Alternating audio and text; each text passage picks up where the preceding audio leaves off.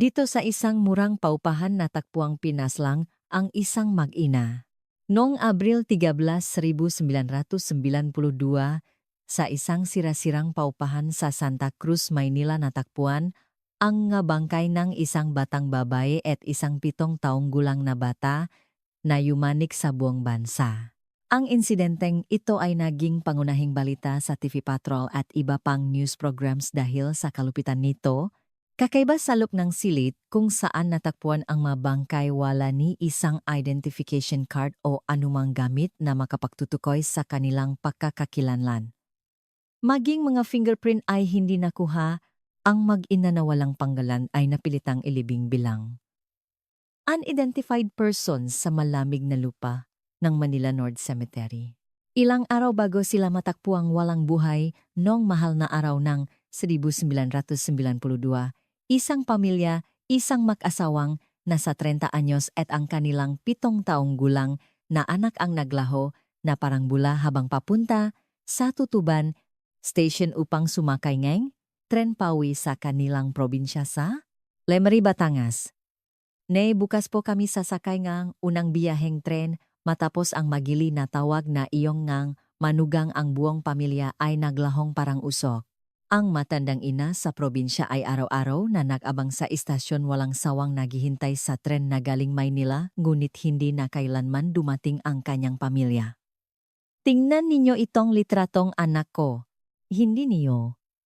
Ba sila nakita araw-araw na nagtatanong ang ina sa Tutuban Station sinusubukang hanapin ang kanyang anak manugang at pinakamamahal na apo ngunit wala ni isang nakakita sa kanila. Nagsimula ang investigasyon ng pulisya ngunit walang natakpuang tiket ng tren ni anumang bakas. Ang mga sismoso sa kanilang lugar ay nakbulong-bulungan na ang padre de pamilya na baon sa utang sa 5,6 ay tumakas kasama ang kanyang pamilya. Halos gibay na nga maniningil ang pinto nila araw-araw di ba siguradong tumakas na yon kasama ang mag-ina niya. Ngunit walang sinuman ang nakaisip na ang mag-inang walang pangalang namatay sa paupahan ay ang parehong pamilyang nawawala mula sa Tutuban Station. Ikinulong ng pulisya ang kaso sa konklusyon na si Nadia nilang magtago upang takasan ang nga pinakakautangan at ang naiwang ina ay kinailangan lunukin ang bawat mapait na paninira habang umiyak ng dugo. Sa ganitong paraan ang nakakakilabot na katotohanan ay nanatiling nakabaon sa loop ng 15 taon. Ngunit noong Hulyo 16, 2007, 15 taon ang lumipas sa basement ng Tutuban Station, isa sa pinakamataong lugar sa Pilipinas sa loob ng isang bodega ngang mga naiwang, bagahe natakpuan ang mga nakakatakot na bagay na magpapatunay na ang kaso ay hindi simpleng pagtakas ng isang pamilya.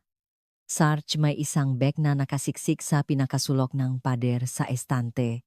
Sa isang naninilaw na sticker nakasulat ang petsa ng pag-iwan Abril 1992. Nang buksan ang zipper ngang isang lumang asul na maleta na napabayaan sa loop ngang 15 taon bumulaga. Ang mga ID ng 3 miyembro ng pamilyang sinasabing tumakas nun kasama ang isang liham ng pamamaalam na may bahit ng dugo. Ngunit nang buksan ng investigador ang isang kulay kapeng diary na nasa ilalim ng bag kinilabutan ang buong katawan niya. Noong gabing iyon eng Abril 1992 sa silid 203 eng paupahan ano nga bang kakilakilabot na pangyayari ang naganap. Upang malutas ang napakatinding inhustisya sa pamilyang ito mangyaring pindutin ang subscribe button.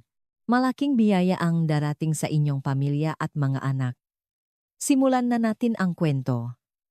Mahal dito na lang tayo sa silid na to magpakamatay na tayong lahat.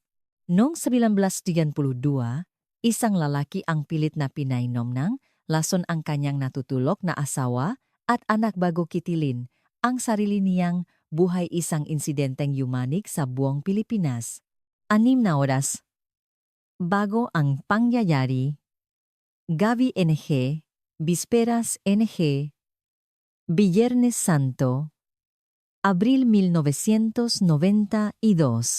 Ang paligid ng Tutuban Station na nilisan na nga uwi sa probinsya na may bitbit ng nga pasalubong ay nababalot ng isang nakapangingilabot na katahimikan. Sa isang eskinita malayo, Sa mataong plaza ngang istasyon sa dulo ngang isang makitit na kalye sa loop ngang kwarto 203 ngang. Paraisoin tanging mabigat na katahimikan ang namamayani. Si Jose Joey Reyes, 35 anyos na padre de pamilya, ay nakaupong tulala sa madilim na sulok ng silit. Ang kanyang namumulang mga mata ay nakatitik sa kanyang asawang si Maria Santos, 32 anyos at sa kanilang 7 taong gulang na anak na, si Ana Reyes na mahimbing na natutulog sa ilalim ngang isang manipis at lumang kumot. Sa magaspang at pagod na mga kamay ni Joey sa halip na mga pasalubong para sa kanyang ina sa Batangas, hawa niya ang isang lukot na papel. Ito ang huling demand letter mula sa kilabot na nagpapautang ng 5,6 si Boss Vic. Ang negosyong sinimulan niya para buhayin ang kanyang pamilya ay bumagsak at ang orihinal na utang na 3 milyong piso ay lumobo na sa 420,000 piso sa interes pa lamang na parang tani ka lang sumasakal kay Joey. Joey, bukas ng umaga ang huling araw mo. Kapag hindi ka nakapagbayad, asahan mong ang nga litrato nga sawat anak mo ipapakalat ko sa bawat beer house sa buong Maynila. Ang nakakakilabot na boses ni Boss Vic Muller. Sa telepono ilang araw na ang nakalipas, ay umaling-awngaw sa isipan ni Joey. Huwag na huwag mong isiping tumakas. Kahit sa impyerno, hahabulin kita at pakakakitaan ko pa ang mga buto ninyo. Sa pag-alala sa nakapangingilabot na banta, biglang namutla ang payat na mukha ni Joey. Napalunok siyang lawe at mariing kinagat ang kanyang nanginginig na labi. Paksikat ng araw ngang Biyernes Santo ang buhay ng kanyang pinakamamahal na asawang si Maria at ang kanyang kaisa-isang anak na si Anna ay tiyak na magiging mas masahol pa sa impyerno. Para sa isang amang bangkarote at nasa dulo ng bangin, ang tanging paraan na naisip niya para protektahan ang kanyang pamilya ay ang sabay-sabay na paglisan sa mundo. Ganun ang matatak na paniniwala ni Joey. Lakpas 2:00 na ng madaling araw. Maingat na bumangon, si Joey tinitiyak na hindi magigising ang kanyang pamilya. Dahan-dahan, niyang binuksan ang siper ngang isang luma at asul na maleta sa isang sulok. Sa loob ngang bag wala man lang maayos na damit na may susuot nila para sa mahal na araw. Sa halip inilabas ni Joey ang kanilang mga ID.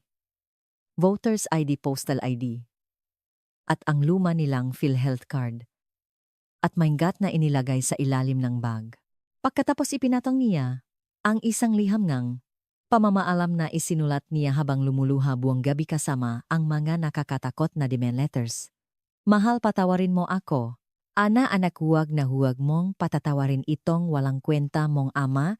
Nanginginig ang boses ni Joey habang bumubulong sa sarili at walang tigil ang agos ng luha sa kanyang mapisngi. Sa huling linya nga, kanyang liham isinulat niya ang isang desperadong hinaing na parang isinusuka niya ang kanyang dugo. Sana malaman ng buong mundo kung bakit kami namatay, kung sino ang pumatay sa amin. Pakiusap, hanapin niyo ang demonyong nagtulak sa amin sa kamatayan, ang nagpapuotang na si Boss Vic. Isinara ni Joey ang siper ng bag, muling sinulyapan ang natutulog niyang mag-ina at mag-isang lumabas ng paupahan.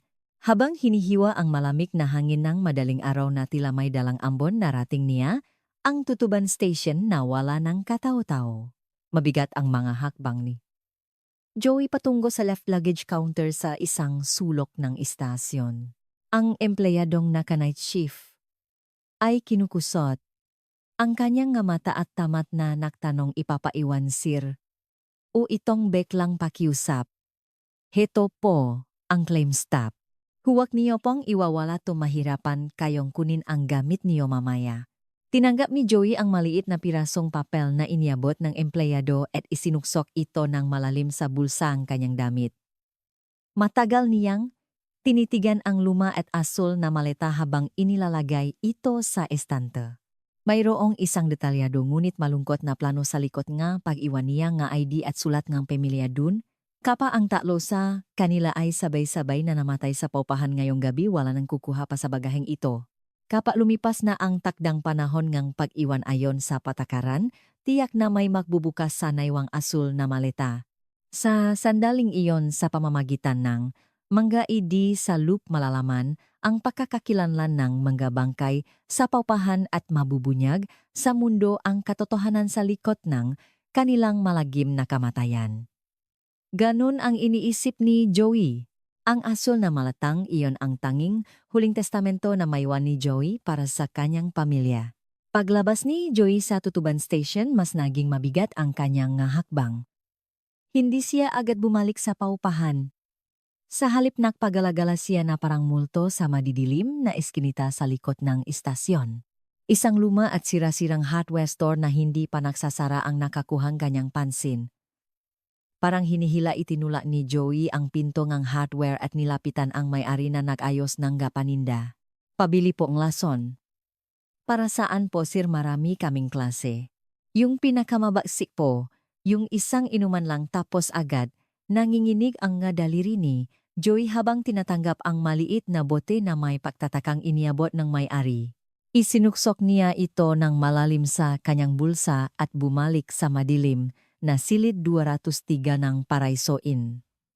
Ang silid ay tahimik pa rin, tanging ang mahinang ingit ng isang lumang electric fan ang maririnig. Si Maria ay mahimbing pa ring natutulog, yakap-yakap ang kanilang anak na si Ana. Maingat na binuksan ni Joey ang takip ng isang lumang termos sa sulok. Sa loob may natitirang kalahating matamis na orange juice na binili niya para kahit paano'y maramdaman nila ang okasyon. Ibinuhos niya ang lahat ng laman ng lason sa daga na binili niya sa hardware. Ang nakamamatay na lason ay humalo sa juice at agad itong naging kulay putik. Tahimik na pinanot ni Joey ang proseso bago, dahan-dahang hinalo gamit ang isang disposable na chopstick, nililiha ang inumin ng kamatayan para sa kanyang sariling pamilya. Maria, pagod ka, pero gising ka muna sandali. Nauhaw ka ba? Inom ka muna nitong juice. Narinig ni Maria ang boses nga, asawa sa kalagitnaan ng kanyang tulog at pilit na iminulat ang kanyang mga mata. Walang kamalay-malay, tinanggap niya ang isang plastik na baso na may malabong likido. Kinusot ni Maria ang kanyang nga mata habang dinadala ang baso sa kanyang bibig. Matapos itong lagukin, biglang kumunot ang kanyang noo. Mahal, bakit ang pahit ng juice panis na yata umiwas? Ngang tingin si Joey at pilit na pinakalma ang kanyang nanginginig na boses. Nilagyan kong konting vitamins galing sa botika. Mahaba pa ang biyahe natin, Pawi. Painumin mo na rin si Ana. Naniwala si Maria sa sinabi ngang asawa at marahang ginising ang anak na si Ana. Ana, may juice na bigay si Papa. Inumin mo to para mahimbing ang tulog mo. Nagiinat pa si Ana, ngunit tinanggap niya ang baso mula sa ina at nilagok ang juice. Pinanot ni Joey ang dalawa na ubusin ang laman ng kanilang baso bago niya kinuha ang termos at nilagok ang lahat ng natira. Ang lason na dumaloy sa kanyang lalamunan ay parang bolang apoy na sumusuno sa kanyang sikmura. Hindi nagtagal ang maliit na silid sa paupahan ay napuno ng nakakakilabot na mga daing ng sakit. Si Maria at Ana ay namilipit sa sahig, hawak ang kanilang ngatiyan.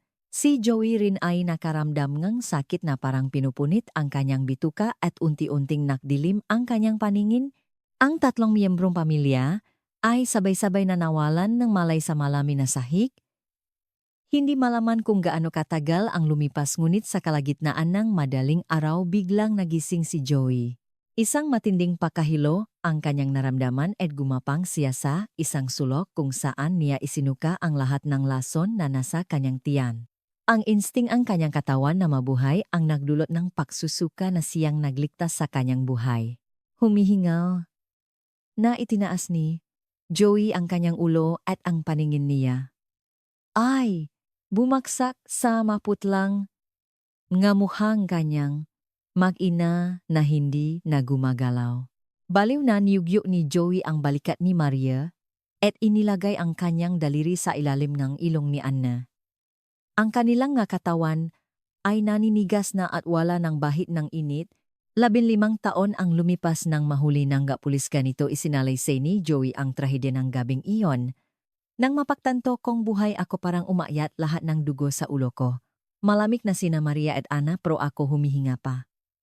Sobrang kakilakilabot. Sinabunutan ni Joey ang kanyang buhok at humagulgol na parang hayop. Ang kanyang plano na tapusin ang lahat ng utang sa pamamagitan ng kamatayan ay tuluyang nabigo. At bigla isang nakakatakot na pangamba ang pumasok sa kanyang isipan, ang asul na maleta na iniwan niya sa left luggage counter ng Tutuban Station. Kung namatay silang tatlo, ang laman ng bag ay magiging isang malungkot na testamento ng kanilang inhustisya. Ngunit ngayong siya lang ang nabuhay, ang liham na iyon ay naging isang malinaw at hindi may kakailang pag-amin sa salang pagpatay. Sa isipan ni Joey umaling-aungaw ang mga boses ng mga kababayan niya sa Lemery at ng kanyang matandang inayong, si Joey nabaliw, nayata sa utang nila son ang sarili, niyang asawa't anak walang kaluluwa, paanong nagawa, niyang patayin ang pamilya niya at mabuhay mag-isa. Hindi natatakot si Joey na makulong. Ang tunay niyang kinatatakutan ay ang malupit na husgang mundo. Sa sandaling mahuli siya bilang isang mamamatay tao, ang pangalan ng kanyang asawang si Maria at anak na si Ana ay habang buhay na mababahiran ng isang nakakadiring etiketa, kawawang babay pinatay ng sariling asawa. Kaawa-awang bata pinaslang ng walang pusong ama. Hindi makayanan ni Joey na pati ang huling dangal ng kanyang pamilya ay malubok sa putik. Maria, Ana, patawarin niyo ako. Patawat. Mas mabuti pang maglaho na lang tayong tatlo na parang bula. Iyon ang tanging paraan para maprotektahan ang karangalan ninyo. Ginamit ni Joey ang kanyang nangingini na kamay upang hilahin ang kumot at takpan ang mga bangkay ng kanyang maina hanggang sa kanilang mga ulo. Paglabas ni Joey sa pinto ng paupahan, isa lang ang nasa isip niya: kailangan niyang makatakas. Walang plano kung saan pupunta o kung paano itatago ang mga bangkay. Tumakbo si Joey papalabas ng eskinita. Nang ang sikat ng araw ng Biyernes Santo ay nagsimulang tumama sa plaza ng Tutuban Station, huminto si Joey sa tabi ng isang pampublikong telepono. Hawak niya ang maliit na claim stop na ibinigay ng empleyado. Kung pupunitin niya ang papel na ito at itatapon sa kanal, ang lahat ng bakas niya at ng kanyang pamilya ay mabubura na sa mundo. Pinilit ni Joey na punitin ang stoop. Ngunit bago ito mapunit, nanigas na parang bato ang kanyang makamay. Hindi niya kayang kunin ang bag, pero hindi niya rin kayang itapon ang stoop. Sa loob ng bag nandun ang litrato ni Maria sa kanyang ID kuha nung siya ay 25 anyos na may malawa na ngiti. Sa paglilitis nangingini ang boses ni Joey habang ikinuwento ito sa mga investigador. Sa ide naman ni Ana na hindi pa pumapasok sa eskwela, bungi pa ang dalawang ngipin niya sa harap habang nakangiti na parang pasue. Maya-maya lang matutuklasan na ang dalawang bangkay sa silid 203 gram paraisoin. Ngunit dahil wala siyang iniwang anumang pagkakakilanlan ang kanyang mag-ina, ay ituturing na mga unidentified bodies. Sa sandaling iyon, napagtanto ni Joey na ang mga ID sa loob ng asul na bag sa basement ng Tutuban Station ang tanging bagay na magpapatunay sa pag-iral ni na Maria at Ana. Kung itatapon niya ang claim stop, para na rin niyang ginawa ang pangalawang pagpatay, ang pagbura sa mismong pagkataong ng kanyang pamilya. Maingat na tinupi ni Joey ang stop at inilagay sa pinakamalalim na bulsangang kanyang damit. Wala siyang lakas ng loob na kunin ang asul na maleta, ngunit lalong wala siyang lakas ng loob na itapon ang tanging bakas ng pangalan ng kanyang pamilya. Ilang ako matapos ang mahal na ako isang empleyado ang parezoin ang kumatok sa sili 203 para maningil ang bayad. Nang walang sumasagot, binuksan niya ang pinto gamit ang master key at napaupo sa sahig sa kanyang natuklasan. Sa ilalim ng manipis na kumot, makatabing nakahiga ang mga bangkay ng isang babae at isang batang babae. Dumating ang mga investigador mula sa Manila Police District at kinordonan ang lugar. Ano ang sanhingang kamatayan? May nakitang lason sa termos at baso sa loob ng silid. Typical na poisoning. Ngunit saan man sa crime scene, wala ni isang fingerprint o ID na natakpuan. Ang pangalan at SSS number na isinulat ni Joey sa logbook ng paupahan ay pawang pagkanalalong nagpagulo sa investigasyon. Halos kasabay nito sa isang maliit na himpilan ng Pulisya sa Lemery, Batangas isang ulat ang isinampa. Ang matandang ina ni Joey, si Aling Flora, ay nakreport na nawawala ang kanyang anak at pamilya na hindi umuwi pagkatapos ng mahal na araw. Sabi ng anak ko, sasakay silang tren sa Tutuban pero ilang araw na wala man lang akong tawag na natatanggap. Pakiusap hanapin niyo ang anak kong si Joey, ang manugang ko at ang apo ko. Agad na inuringa. Pulisyang Batangas ang kaso bilang missing family incident at sinimulan ang pagsisiyasat. Ang kaso ngang unidentified bodies ng MPD at ang missing family incident ng Batangas PPO, dalawang kasong nakmula sa isang trahedya ay napunta sa makaibang filing cabinet ng makaibang presinto. Noong 1992, wala pang computer-based system para i-cross-reference ang data ng mga nawawala at mga natakpuang bangkay sa buong bansa. Ang dalawang pirasong palaisipan ay hindi kailanman napagtakpo at unti-unting nalibing sa paglipas ang panahon. Ang opisina ng Homicide Division ng MPD ay ilang araw nang nababalot sa makapal na usok ng sigarilyo. Sa ibabaw ng mesa ay nakakalat ang mga plastik na baso at termos mula sa silid, 203 kasama ang autopsy report mula sa NBI. Ang hepeng investigasyon ay napabuntong hininga habang binabasa ang nga papeles. Ang sanhi ngang kamatayan ay siguradong pakalason sa lason sa daga. Ngunit wala tayong ni isang ebidensya para matukoy ang kanilang pagkakakilanlan. Sabi ngang isang bagitong pulis, ang pangalan at SSS number sa logbook ay peke. Maging ang pinakamaasahang paraan ng pagkakakilanlan, ang fingerprinting, ay nabigo dahil sa limitasyon ng teknolohiya noon. Noong 1992 hindi pa computerized ang fingerprint data ng bansa. Ang mano-manong paghahambing sa daan-daang libong fingerprint cards ay parang paghahanap ngang karayom sa dayami kung wala kang partikular na suspect. Yung 10 print card na nakuha natin, naipadala na ba sa Kemkreme? Resulta na inis na tanong ng hepe. Umiling ang bagitong pulis. Ang fingerprint ang babae ay bahagyang nasira at hindi mahanapan ang katukma. Ang bata naman ay hindi pa sakop ang fingerprint registration kaya wala siyang record. Ang malagim na kamatayan ng mag-ina ay unti-unting nilamon ng misteryo. Kasabay nito sa himpilan ng pulisya sa Lemery, Batangas, si Aling Flora ay balisang nakaupo. Hawak ang basang panyo, nakatingin siya sa missing person report na nasa harap niya. Tumawag si Joey bago mag-Biyernes Santo.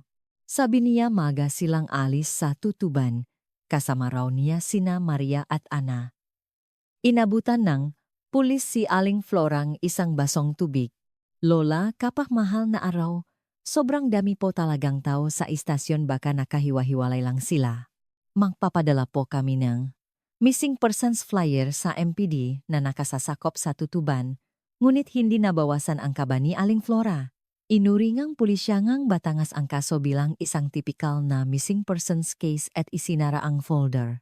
Ang folder ng MPD at ang folder ng Batangas PPO na ilang kilometro lang ang pagitan ay napunta sa makaibang madilim na cabinet. Ang flyer para sa nawawalang pamilya mula sa Tutuban ay hindi kailanman naikonekta sa mga bangkay sa Paraiso Inn. Isang malupit na trahedya na nilihang panahong walang digital na network. Nagbago ang panahon at dumating ang malamig na simoy ng hangin. Sa left luggage counter ng Tutuban Station ang asul na maleta na iniwan ni Joey, 3 buwan na ang nakalipas ay naghihintay pa rin. Nang lumipas ang itinakdang panahon, kinuha ito ng isang empleyado. Isa na namang hindi binalikan. Dalhin nato sa bodega sa basement. Ang tanging ebidensya na naglalaman ng nga pangalan ni Maria at Ana ay inilagay sa pinakasulok ng isang madilim at maalinsangang bodega kasama ng daan-daang iba pang naiwang gamit. Kasabay nito sa morgueng MPD, naubos na rin ang legal na panahon para sa pag-ingat sa mga bangkay.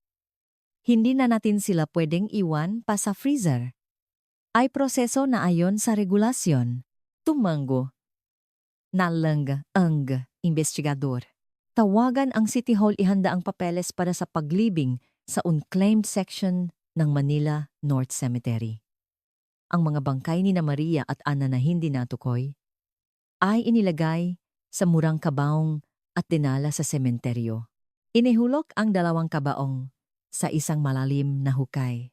Sa ibabaw nito, isang magaspang na krus, nakahoy ang itinayo kung saan nakapinta hindi ang kanilang nga pangalan, kundi mga numero 92,247 at 92,248. Sa ganitong paraan tuluyang binurangang mundo ang kanilang pag-iral. Sa loob ng magulong investigasyon, si Joey ay hindi isang suspek sa pagpatay. Isa lamang siyang kaawa-awang nawawalang tao, walang humahanap sa kanya at walang naghihinala sa kanya. Lumipas ang 3 taon. Sa isang pantalan sa Cebu City na amoy, dagat at pawis, isang lalaking payat ang tahimik na nagbubuhat ng mabibigat na kahon ng isda mula sa isang barko. "Hoy Pipi, bilisan mo naman diyan," sigaw ng foreman. Hindi sumagot ang lalaki at nakpatuloy lang siya pagbubuhat.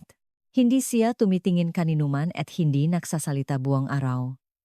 Pagsapit ng gabi, umuwi siya sa isang masikip at madilim na kwarto malapit sa pantalan kung saan kumakain siya ng instant noodles na binabad sa malamig na tubig. Ang walang pangalang kargador na ito ay si Joey Reyes. Ang impyernong pinagdaanan niya ay tuluyang nagbago sa kanya. Ang dating matipunong katawan na 78 kilos ay naging 55 kilos na lang dahil sa hirap at gutom. Ang kanyang mukha ay kulubot na at ang kanyang itim na buhok ay namuti na. Isang gabi noong 1995, tumingin si Joey sa basak na salamin sa kanyang kwarto. Ang mukha na nakita niya ay hindi na niya makilala. Malayo na ito sa itsura ng padre de pamilya sa missing persons flyer na nakatago sa isang tsabinet ng pulisya. Maingat na ipinasok ni Joey ang kamay sa bulsa ng kanyang damit. Naramdaman niya ang isang maliit at lumang papel, mainit dahil sa temperatura. Ngang kanyang katawan ang claim stop mula sa tutuban station na hindi niya inihiwalay sa kanyang katawan sa loob ng 3 taon. Ang kanyang malalalim na mata ay nag-apoy habang nakikipagtitigan sa kanyang puting buhok sa salamin.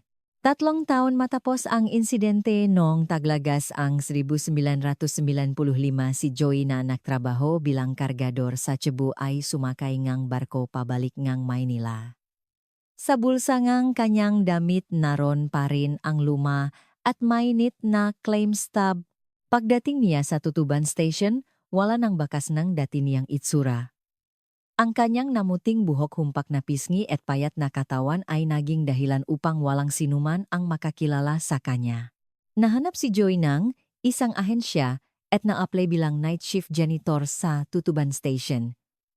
Ang manager na nakaupo sa likod ng isang bakal na mesa ay tiningnan ang resume at kopya na ID na iniabot ni Joey. "Pangalan mo Rody Santos?" "Opo." "Mabigat ang trabahong to kaya marami ang umayaw?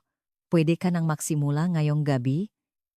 Hindi man lang sinuri ng manager ang pagiging totoong ID. Dahil sa kakulangan ng tao at sa hindi mahigpit na sistema nun, madali itong nalusutan ni Joey.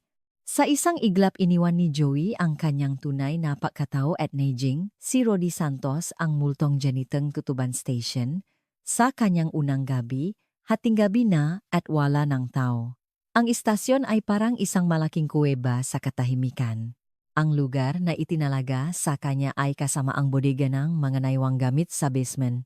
Nanginginig ang kamay ni Joey habang hawak ang walis, dahan-dahan niyang binuksan ang mabigat na pintong bodega. Ang amoy nga alikabok at amag ay sumalubong sa kanya, kasama ngang daan-daang bag at payong na nakatambak sa mga estante. Pinatay niya ang kanyang hininga at ginamit ang isang maliit na flashlight para hanapin ang pinakasulok ng bodega. At doon natakpuan niya ito, isang pamilyar na asul na maleta na babalutan ng makapal na alikabok.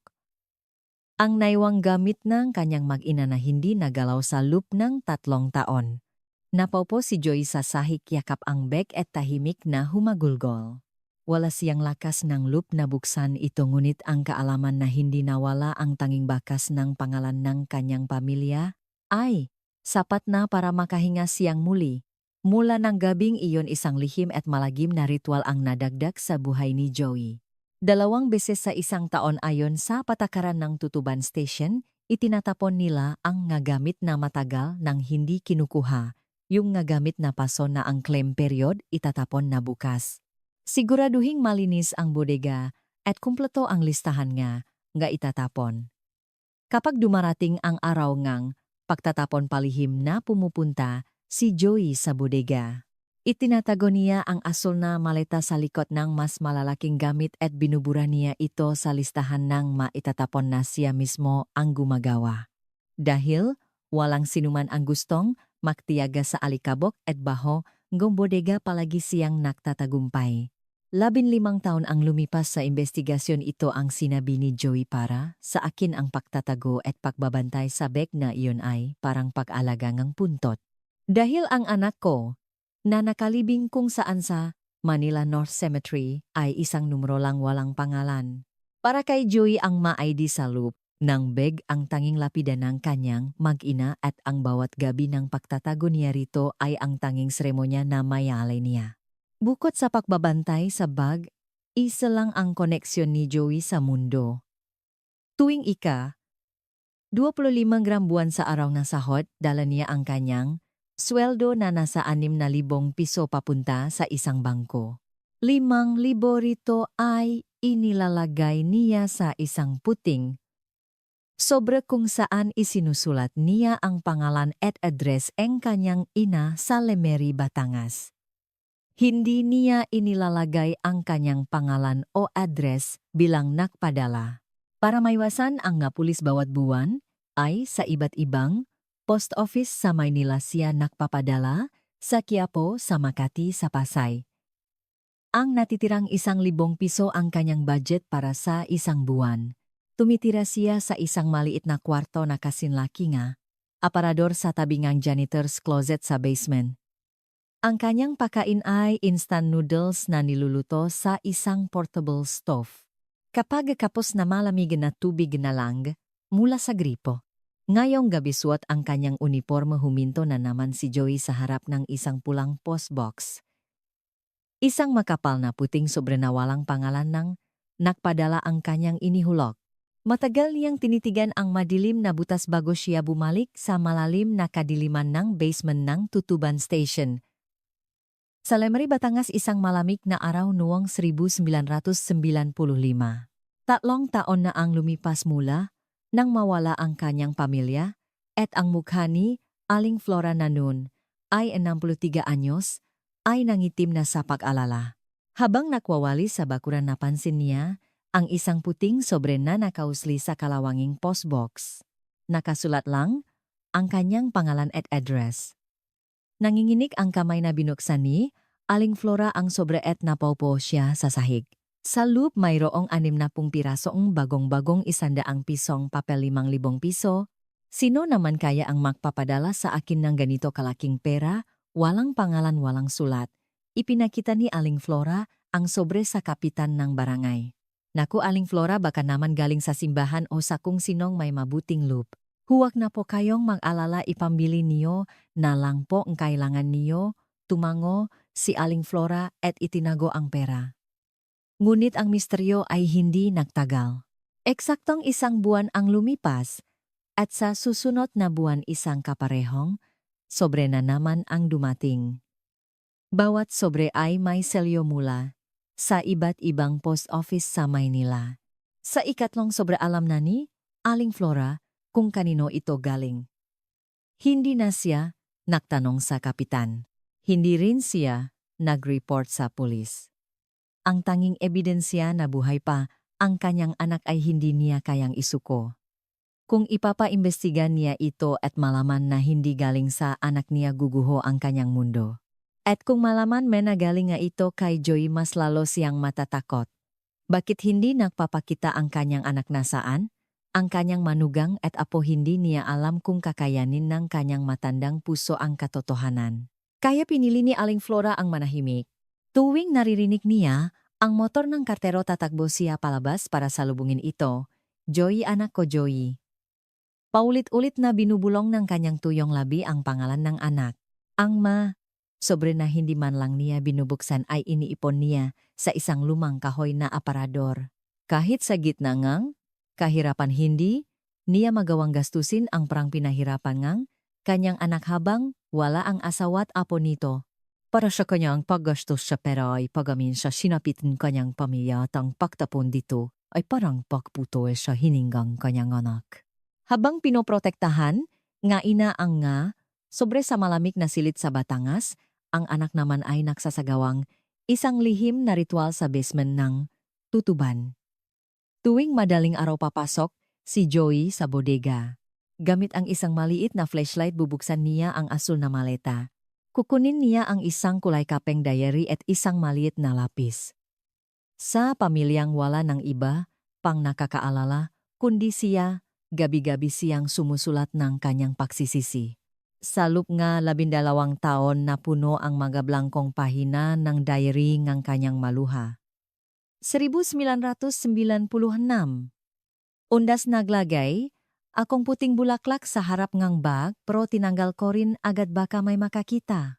Naipadala ko na ang pera para kay nanay ngayong buwan. Isang pata ng luha ang tumulo sa asul na tinta ngang diary. 1998 Marso birthday ni Maria ngayon.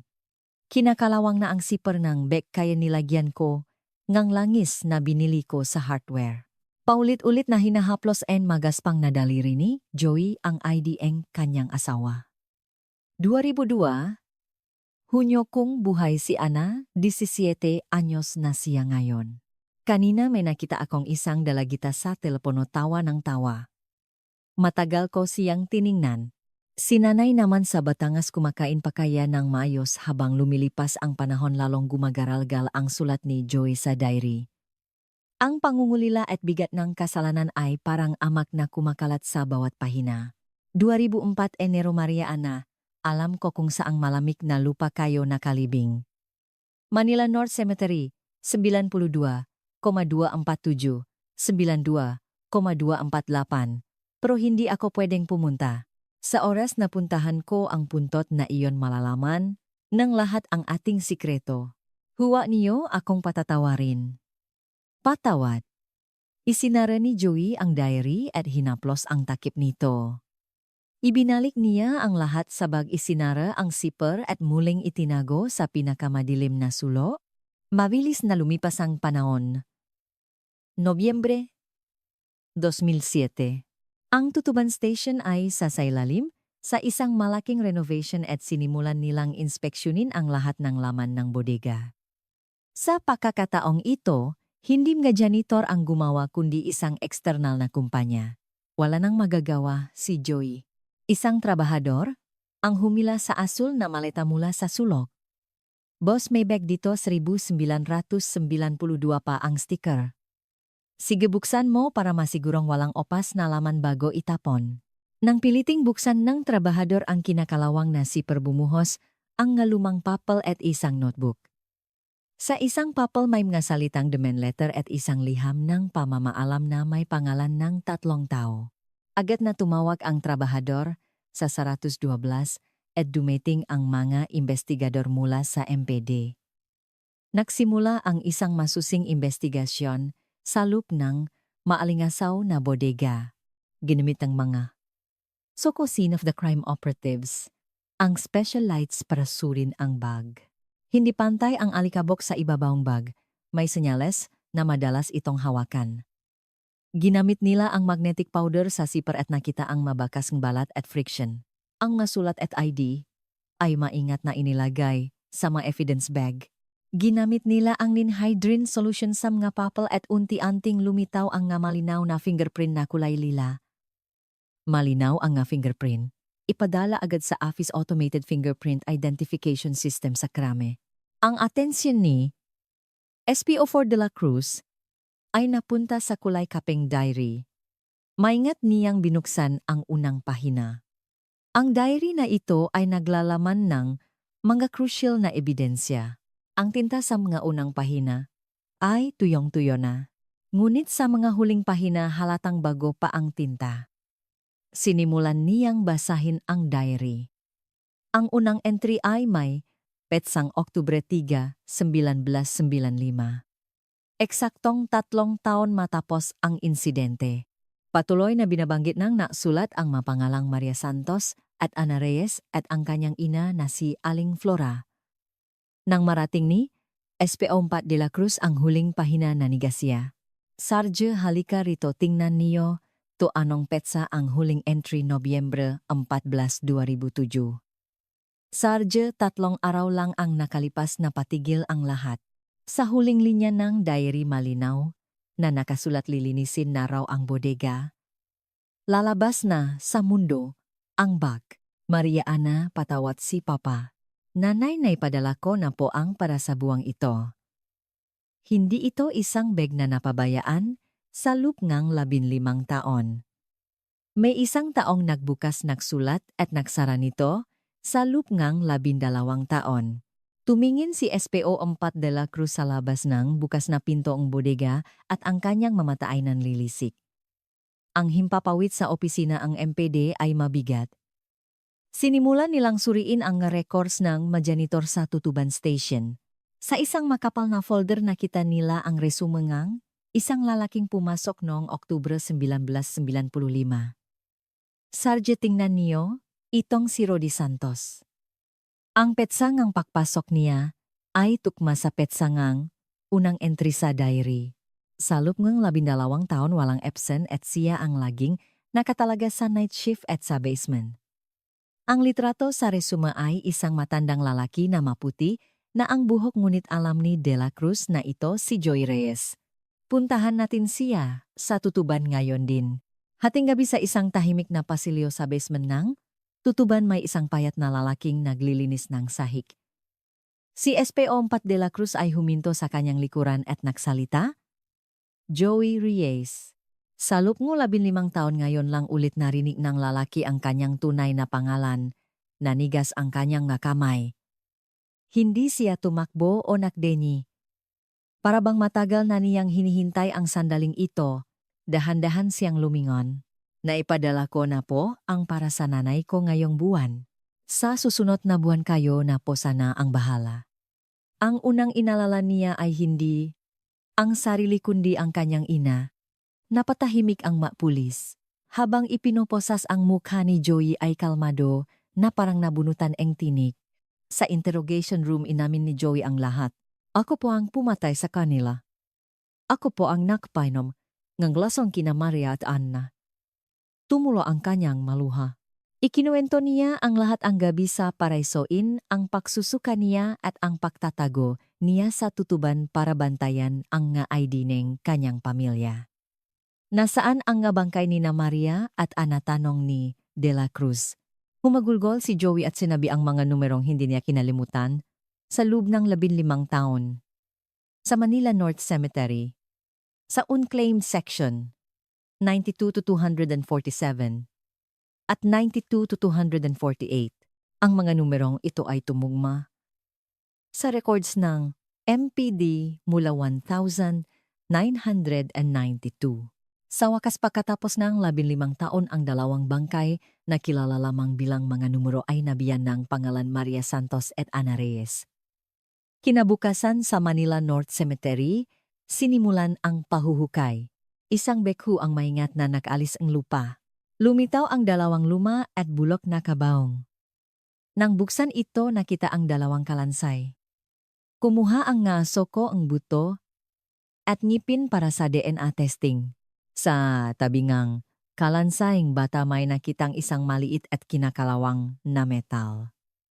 Ito ang hairpin na hugis kuneho na isusuot sa nani, ana para ipakita sa kanyang lola sa Batangas.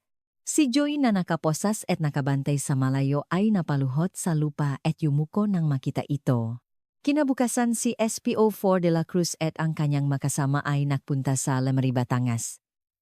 Sa bintana ngang sasakyan ang matuyong puno ay parang refleksyon ngang buhay ngang inang naghintay sa loob ngang 15 taon.